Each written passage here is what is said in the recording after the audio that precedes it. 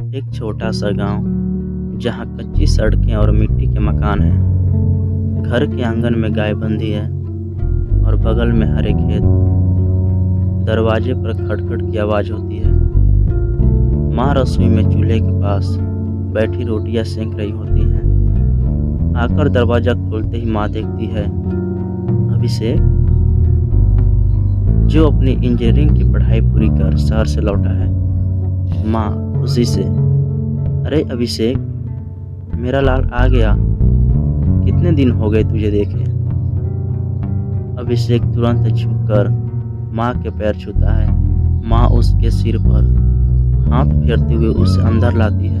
अंदर पिताजी कुर्सी पर बैठे अखबार पढ़ रहे हैं। पिताजी सिर उठाते हुए, अरे अभिषेक, तू आ गया, पढ़ाई लिखाई कैसी रही। अभिषेक हल्की मुस्कान के साथ, ठीक रही बाबूजी, अब बस नौकरी की तलाश में हूँ। पिताजी अखबार मोड़ कर रखते हैं और सिर हिलाते हैं। तभी बड़े भाई राजेंद्र और उनकी पत्नी किरण आंगन में आते हैं। किरण चाय लेकर अभिषेक की तरफ बढ़ती है। किरण मुस्कुराते हुए, लो जी इंजीनियर साहब, अब हमारे गांव में भी कुछ बड़ा काम होगा, है ना देवर जी। अभिषेक कुछ कहने की कोशिश करता है, लेकिन राजेंद्र बात काटता है। राजेंद्र हंसते हुए, हाँ हाँ, अब हमारा छोटा भाई बड़ा आदमी बन गया है, बस नौकरी मिल जाए तो फिर सबका भला होगा। अभिषेक के चेहरे पर हल्की हंसी आ जाती है, पर उसके भीतर नौकरी न मिलने की चिंता साफ झलक रही होती है।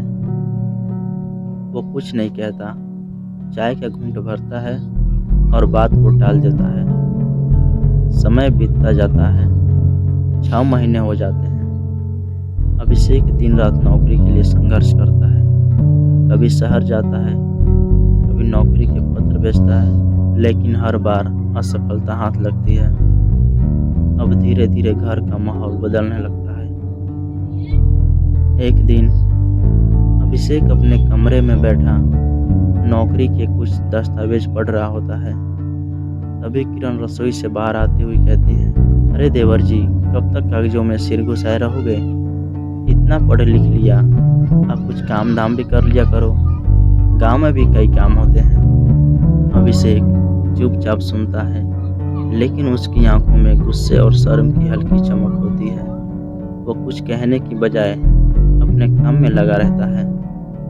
कुछ दिन और बीतते हैं। एक दिन जब वो आंगन में अकेला बैठा होता है, तो दूसरी भाभी रजनी मटकी से पानी भरती हुए बोल पड़ती है, अभिषेक, कब तक घर में बैठकर मुफ्त की रोटियां तोड़ोगे। इतना पढ़ाई का शौक था तो अब नौकरी ढूंढने में क्या दिक्कत है, शहर जाकर कुछ बड़ा काम क्यों नहीं कर लेते।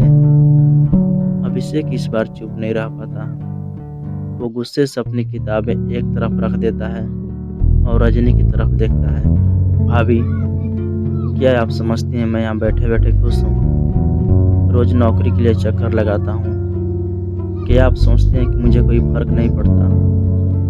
रजनी चौंकती है, फिर गुस्से में हाथ कमर पर रखकर बोलती है, फर्क पड़ता है तो दिखता क्यों नहीं, बाकी लोग भी यहाँ हैं, हम भी खेतों में काम करते हैं, बिना काम के घर में कौन बैठा रह सकता है।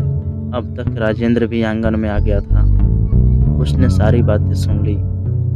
राजेंद्र सख्त लहजे में बोला, अभिषेक, क्या हो गया है तुम्हें? भाभी से इस तरह कौन बात करता है? हम सब तुम्हारी पढ़ाई के लिए कितनी मेहनत कर रहे थे। अब तुम्हारा भी फर्ज बनता है कि तुम नौकरी करो ताकि घर परिवार अच्छे से चले। अभिषेक बोला, कोशिश तो कर रहा हूँ भैया, अब नौकरी नहीं मिल रही है तो क्या करूँ। राजेंद्र, कब तक कैसे चलेगा? परिवार की जनसंख्या बढ़ती जा रही है, हमने तुम पर कितने पैसे खर्च किए हैं, तुम नौकरी क्यों नहीं कर लेते? इस तरह से बैठे रहोगे तो फिर कैसे होगा? यदि तुम नौकरी नहीं कर सकते तो हमसे भी अब तुम्हारा खर्चा नहीं उठेगा, और तुम पर जो भी हमने खर्च किया है उसे भी तुम्हें देना पड़ेगा। वो कर्ज मैं नहीं भर सकता अकेले। अभिषेक को इस बात से गहरा आघात लगा। वह दुखी होकर बोलता है, भाई मैं समझता हूँ, मैंने कभी सोचा भी नहीं था कि मेरे अपने मुझसे इस तरह से हिसाब मांगेंगे।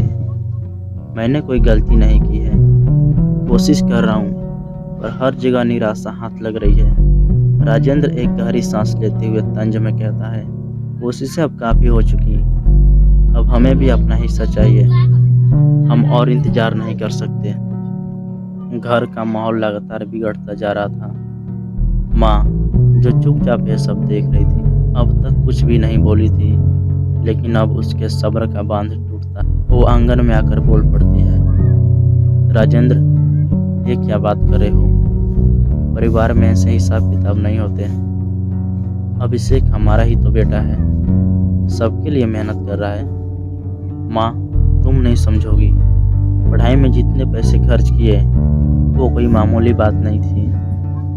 अब उसे कुछ करना चाहिए, और अगर नहीं कर सकता तो हमें हमारा पैसा वापस चाहिए। अभिषेक माँ की तरफ देखता है, उसकी आंखों में आंसू होते हैं, लेकिन वो खुद को संभालते हुए बोलता है, भाई मेरे पास अभी पैसे नहीं हैं, पर जैसी मुझे नौकरी मिलती है मैं तुम्हें हर एक पैसा लौटा दूंगा। धीरे धीरे मामला बढ़ता गया। अब मामला इतना बढ़ चुका था कि राजेंद्र और उसकी पत्नियां इससे पंचायत तक ले जाने का फैसला कर लेते हैं। अगले दिन गांव के बड़े बुजुर्ग पंचायत के लिए इकट्ठा होते हैं। पूरे गांव में माहौल तनावपूर्ण है। सभी लोग ध्यान से पंचायत की कार्यवाही देख रहे हैं। पंचायत का मुखिया बाबा ठाकुर दोनों पक्षों की बात सुनता है। राजेंद्र और उसकी पत्नियां तर्क रखते हैं और अभिषेक अपनी मजबूरी बताता है। बाबा ठाकुर गंभीर आवाज में, परिवार में अगर इतना बड़ा विवाद हो गया है तो ये दुखद है। अभिषेक की पढ़ाई के लिए परिवार ने जो किया वो सराहनीय है, पर नौकरी न मिलने के लिए उसे दोष देना गलत है। राजेंद्र अब भी अपने तर्क पर अड़ा रहता है। राजेंद्र आवेश में, बाबा ये हमारी मेहनत का पैसा है, अब हम और इंतजार नहीं कर सकते, हमें हमारा पैसा चाहिए। अभिषेक इस बार सीधे बाबा ठाकुर की ओर देखता है। उसकी आंखों में विश्वास और मजबूरी झलकती है। वो गहरी सांस लेते हुए बोलता है, बाबा मैं जानता हूँ कि मुझसे बहुत उम्मीदें हैं। मैंने कभी नहीं सोचा था कि हालात इस तरह बिगड़ेंगे। मैं वादा करता हूँ कि 6 महीने के अंदर मैं कुछ ना कुछ करके दिखाऊंगा। मुझे बस थोड़ा और वक्त चाहिए। पंचायत में सन्नाटा छा जाता है।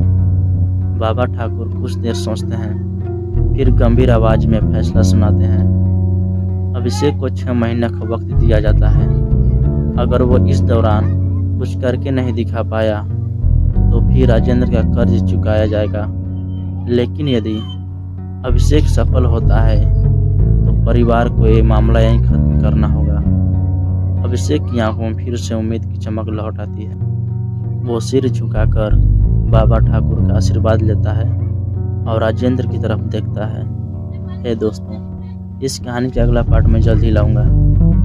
आप लोग इस चैनल को सपोर्ट कीजिए, वीडियो को लाइक कर दीजिए, सब्सक्राइब कर लीजिए और एक प्यारा सा कमेंट कर दीजिए।